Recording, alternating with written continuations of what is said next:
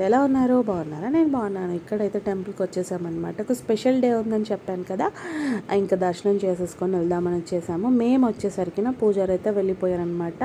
ఇంకా ఎండ కూడా బాధేసింది, బట్ ఇంకా పొద్దున్న అయితే చలి ఉంటుంది కదా అని చెప్పేసి కొంచెం లేట్గానే బయలుదేరాము. ఇంకా పిల్లలతో అయితే మీకు తెలిసిన విషయమే, అస్సలు కుదరనివ్వరు. ఇంకా కాసేపు కూర్చొని దండం పెట్టుకొని ఇంకా డబ్బులు అయితే వేయించేసామన్నమాట హుండీలో. ఇంకా పూజారి ఉంటే అర్చన చేయించుకొని వెళ్దాము అలా అనుకున్నాం, కానీ పూజారి లేరనమాట. ఇంకా పిలవలేదు ఆయన్ని కూడా, ఇంకా టైం అయిపోయింది కదా ఆయన వెళ్ళిపోయారు అని చెప్పేసి. ఆయన అయితే వెనకాలనే ఉంటారు. ఇంకా ఈ గుడి అయితే చాలా బాగుంటుంది అండ్ మా ఊర్లో ఉంటుంది అనమాట, అమ్మ వాళ్ళ విలేజ్లో.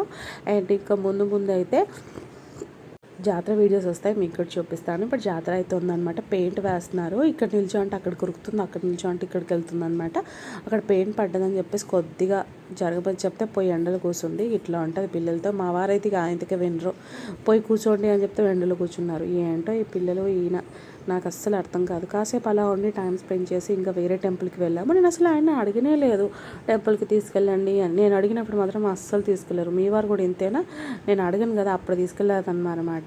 మీరైతే సబ్స్క్రైబ్ చేసుకోండి అబ్బా. బాయ్.